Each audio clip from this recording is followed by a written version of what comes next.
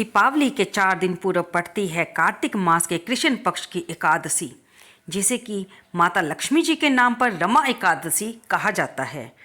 दीपावली यानी कि गणपति जी और माँ लक्ष्मी की पूजा, उन्हें मनाना, उन्हें रिझाना, हम सभी इसी कार्य में लग जाते हैं कि कैसे हम माँ लक्ष्मी को प्रसन्न करें ताकि सारा साल, सारी जितना हमारा जीवन है सुख समृद्धि से भरा रहे। आइए आज की वीडियो में हम जानते हैं कार्तिक मास की इस रमा एकादशी के बारे में, इसकी क्या कथा है, क्या पूजन विधि होगी। तो स्वागत है दोस्तों आपका अपने ही चैनल कलयुग के चमत्कार संतों की वाणी में। सबसे पहले तो हम जानेंगे कि रमा एकादशी तिथि का आरंभ कब हो रहा है, किस समय से हो रहा है और ये व्रत किस दिन रखा जाएगा।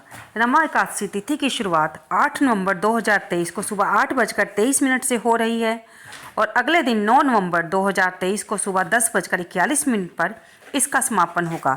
उदय तिथि के अनुसार 9 नवंबर को रमा एकादशी का व्रत रखा जाएगा। रमा एकादशी आपको हम हर बार बताते हैं कि हर एकादशी व्रत भगवान विष्णु को ही समर्पित होता है। इस दिन जगत के पालनहार श्री हरि विष्णु की पूजा करने और व्रत रखने का विधान है। सभी एकादशियों में रमा एकादशी को सबसे शुभ और महत्वपूर्ण माना जाता है। ये एकादशी दिवाली के 4 दिन पहले आती है और इस दिन व्रत रखने से ब्रह्म हत्या सहित अनेक प्रकार के पाप नष्ट हो जाते हैं। जो भी व्यक्ति रमा एकादशी के दिन व्रत रखते हैं उसके सभी पाप मिट जाते हैं। आइए जानते हैं रमा एकादशी की तिथि, पूजा विधि और महत्व के बारे में। 9 नवंबर को पूजा का शुभ मुहूर्त सुबह 6:39 से लेकर सुबह 8 बजे तक रहेगा। इसके अलावा रमा एकादशी के व्रत का पारण 10 नवंबर को सुबह 6:39 से लेकर सुबह 8:50 के बीच करना शुभ रहेगा। आइए हमें इस दिन पूजा विधि की शुरुआत और व्रत की शुरुआत किस तरह से करनी है। रमा एकादशी के दिन प्रातः स्नान आदि से निवृत्त होकर स्वच्छ वस्त्र धारण करें और भगवान विष्णु की प्रतिमा या तस्वीर स्थापित करें। उसके सामने बैठकर आप घी का दीपक जलाकर व्रत का संकल्प लें। भगवान की फोटो के सामने बैठकर व्रत का संकल्प लें और भगवान विष्णु की पूजा षोडशोपचार यानी कि पुष्प, धूप, दीप, नैवेद्य अर्पित करते हुए करें। अगर आपने लड्डू गोपाल की सेवा ली है या आपके पास भगवान विष्णु की मूर्ति है, स्वरूप है, तो उसे पंचामृत से स्नान करवाएं और लड्डू गोपाल को नए वस्त्र धारण करवाएं। इस दिन विष्णु सहस्त्र नाम का जाप करें, भगवान विष्णु की कथा सुने यानी कि रमा एकादशी व्रत की कथा सुने और द्वादशी के दिन ब्राह्मण को भोजन कराकर उसे दान दक्षिणा देकर आशीर्वाद प्राप्त करें। तो दोस्तों हर व्रत में हम आपको बताते ही हैं कि जब भी आप व्रत रखते हैं आपको नीले या काले रंग के कपड़े नहीं डालने चाहिए। इस दिन आप लाल, गुलाबी या पीले रंग के वस्त्र धारण करें। क्योंकि कार्तिक का पवित्र मास चल रहा है तो इस दिन तो दीपदान का महत्व और भी ज़्यादा बढ़ जाता है। अगर आप कार्तिक मास के बाकी दिनों में अभी तक दीपदान नहीं कर पाए हैं तो आपसे मेरी प्रेम सहित ये प्रार्थना है कि रमा एकादशी के दिन चाहे आप व्रत रख रहे हैं चाहे नहीं रख रहे, भगवान विष्णु के मंदिर में जाकर या फिर भगवान श्री राम जी के मंदिर में जाकर, भगवान श्री कृष्ण के मंदिर में जाकर, और अगर ये मंदिर आपके पास साथ में नहीं रहे, घर के पास नहीं है, तो आप शिवालय में जाकर भी घी का दीपक अवश्य जगाएं और वहाँ पर आप इस कथा को सुनें और भगवान को फल, फूल, धूप, दीप, नैवेद्य अर्पित करें। फिर भगवान की आरती करें और उनसे कृपा पाने के लिए प्रार्थना करें। आप ज़्यादा दीपदान नहीं कर सकते तो कम से कम 5 दीपदान उस दिन अवश्य कर लें। भगवान विष्णु जी के सामने माँ लक्ष्मी नारायण की मंदिर में जो मूर्ति बनी हो, स्वरूप बना हो, उसके सामने एक दीपदान कर दीजिए। बजरंग बली, पवन सुत हनुमान जी के आगे एक दीपदान अवश्य करें। माँ तुलसा के आगे तो दीपदान इस दिन अवश्य करें। फिर आप उस दिन शिवालय में भगवान शंकर के आगे, शिवलिंग के आगे दीपदान कर सकते हैं और एक दीपदान आप माता दुर्गा के आगे कर दें। क्योंकि हम ये देखते ही हैं कि पूरे मंदिर में सारे स्वरूप ना भी हो तो कम से कम ये 5 स्वरूप तो अवश्य ही हमें देखने को मिल जाते हैं। और भी अगर ना आपको ये स्वरूप मिले तो तुलसा माँ तो इस समय हर मंदिर में विराजित है, क्योंकि ये महीना तुलसा माह को ही समर्पित होता है। और पीपल का भी अगर पेड़ हो तो आप देव वृक्षों पर भी दीपदान कर सकते हैं। और अगर आप शिवालय में देखें तो वहाँ पर गणपति जी, शिवलिंग और माँ गोरजा की प्रतिमा अवश्य स्थापित होती है, और नंदी महाराज की भी। तो कम से कम 3 दीपदान तो आपके यहीं पर बन जाते हैं। भगवान गणपति जी भी मिल जाते हैं, भगवान भोलेनाथ भी मिल जाते हैं, और माँ गोरजा भी मिल जाती हैं। और इसके साथ आप वहाँ पर कथा भी कर सकते हैं, नहीं तो सुन सकते हैं, नहीं तो पढ़ सकते हैं, और आरती करके आप इस कार्तिक मास में दीपदान करने का पुण्य प्राप्त कर सकते हैं। आइए अब सुनते हैं रमा एकादशी की व्रत कथा। दीपावली के 4 दिन पूर्व पड़ने वाली कार्तिक मास के कृष्ण पक्ष की इस एकादशी को लक्ष्मी जी के नाम पर रमा एकादशी कहा जाता है। इस दिन भगवान विष्णु के पूर्ण अवतार कृष्ण जी की केशव रूप की पूजा आराधना की जाती है। इस एकादशी का व्रत करने से जीवन में वैभव और अंत में मोक्ष की प्राप्ति होती है।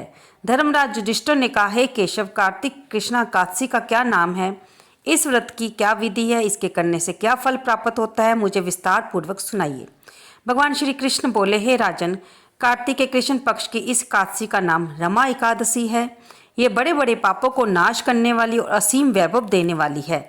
शास्त्रों में वर्णित इसका महात्म्य मैं तुमसे कहता हूँ, सचेत होकर सुनो।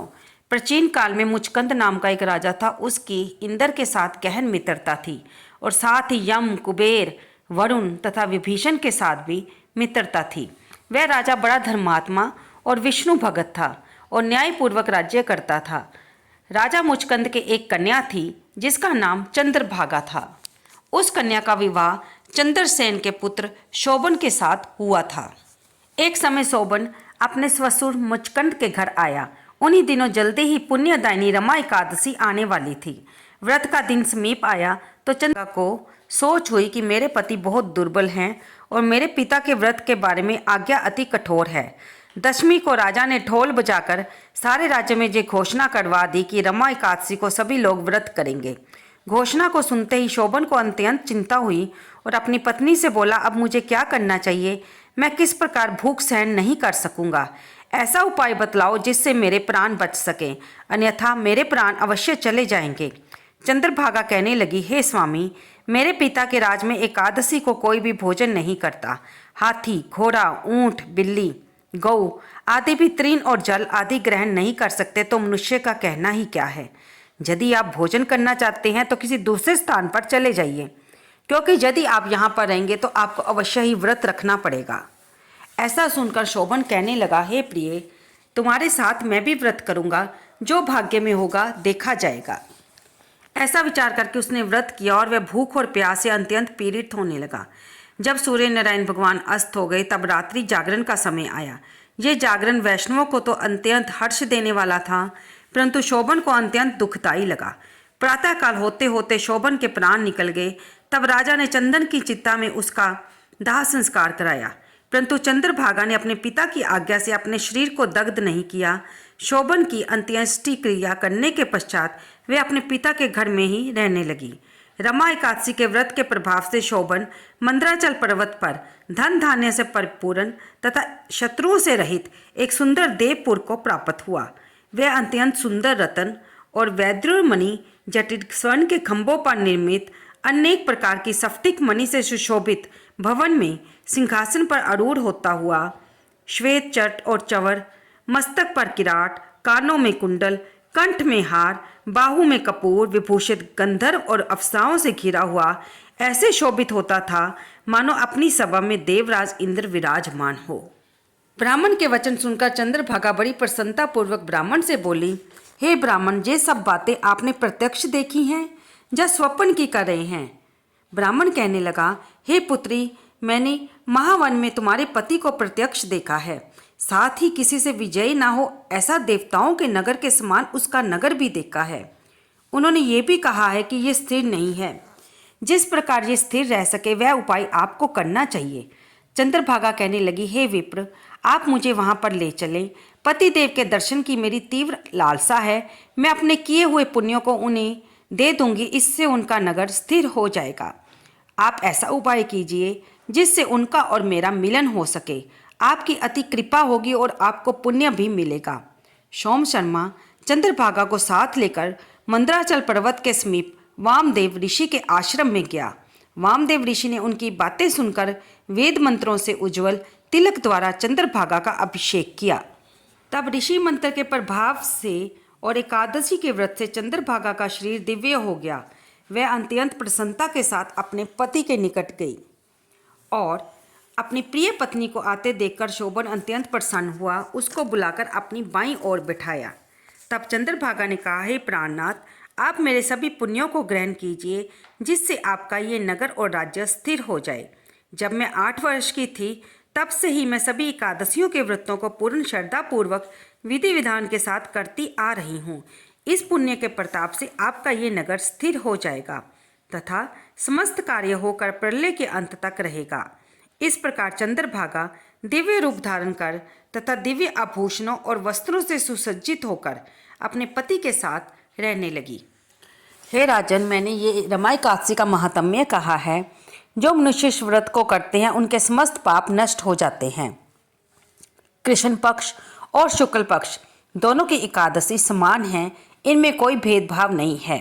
जो सभी मासों की दोनों एकादशियों के व्रत रखते हैं और उनके महात्म्य को पढ़ते और सुनते हैं, वे समस्त पापों से छूटकर विष्णु लोक को प्राप्त होते हैं, इसमें कोई संदेह नहीं है। तो दोस्तों, ये थी रमा एकादशी व्रत की कथा, जिसे आपको चाहे आप व्रत रखें या ना रखें अवश्य सुनना चाहिए और इसके बाद भगवान की आरती करनी चाहिए। अगर आप व्रत रख रहे हैं तो आप जानते ही हैं आपको व्रत का सुबह संकल्प लेना है और जिस तरह से भी आप व्रत रख रहे हैं, आप जो भी खाने का सोच रहे हैं उसके बारे में संकल्प करते हुए बताएं कि आप ये व्रत फलाहार रखेंगे या निर्जला रखेंगे। और शाम को भी इसी प्रकार भगवान के मंदिर में दीपक जलाकर कथा पढ़कर आरती करने के बाद भगवान से क्षमा प्रार्थना भी अवश्य करें कि इस व्रत को रखने में अगर आपसे कोई भूल हो गई है तो वे इसे क्षमा करें और जिस मनोरथ के हेतु आपने जो व्रत रखा है उसे पूर्ण करें। दोस्तों, हम बार बार आपसे यही कहते हैं कि चाहे आप व्रत किसी कारण से ना भी रख पाएँ तो भी दीपदान अवश्य करें। भगवान के मंदिर में जाकर अवश्य भगवान के दर्शन करें। कुछ और ना हो सके तो एक फूल ही भगवान के चरणों में चढ़ाकर प्रार्थना कर लीजिए। भगवान तो भाव के भूखे हैं, अवश्य आपकी मनोकामना को पूर्ण करेंगे। आपकी ये वीडियो कैसी लगी कृपया से लाइक करें, शेयर करें और कमेंट बॉक्स में जय विष्णु भगवान लिखना तो बिल्कुल ना भूलें। धन्यवाद दोस्तों।